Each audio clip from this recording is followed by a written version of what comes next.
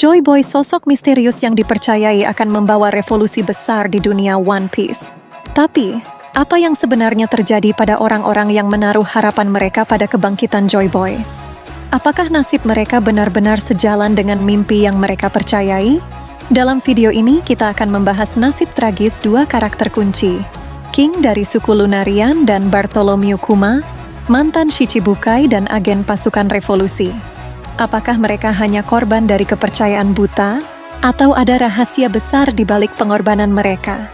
Selamat datang di channel Gadis One Piece, tempat di mana kita akan mengupas teori dan misteri paling menarik dari dunia One Piece.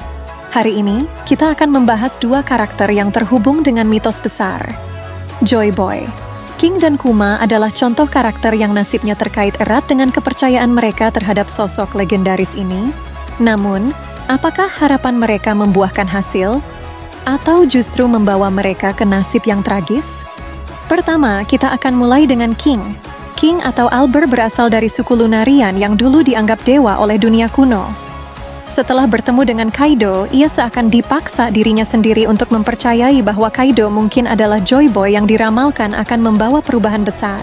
Suku Lunarian yang hampir punah memberi latar belakang King sebagai seseorang yang sangat berharap pada kebangkitan seseorang seperti Joy Boy untuk membebaskan dunia dari ketidakadilan. Namun, nasib King berakhir tragis.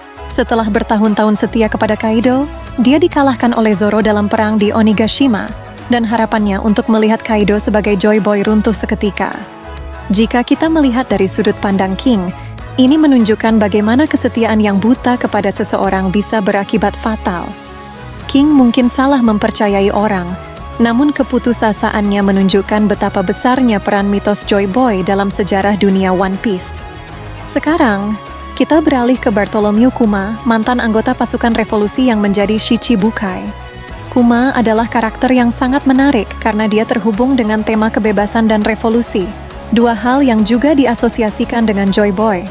Namun Kuma mengalami nasib tragis setelah menyerahkan dirinya untuk eksperimen Vegapunk yang mengubahnya menjadi pasifista, sebuah senjata hidup tanpa kehendak. Sementara latar belakang Kuma sebagai ras bukanir menjadi incaran pemerintah dunia, jelas bahwa ia memiliki tujuan besar yang berkaitan dengan kebebasan dunia. Bagi Kuma, pengorbanannya mungkin adalah bagian dari rencana besar untuk melawan pemerintah dunia. Ini mengingatkan kita pada bagaimana Joy Boy juga mungkin adalah sosok yang berusaha membebaskan dunia dari tirani pemerintah dunia. Kuma menjadi simbol dari orang-orang yang siap mengorbankan diri demi masa depan yang lebih baik, meski nasib tragis menimpa mereka. Joy Boy bukan sekedar sosok legendaris, tapi sebuah simbol harapan yang terus muncul dalam sejarah One Piece.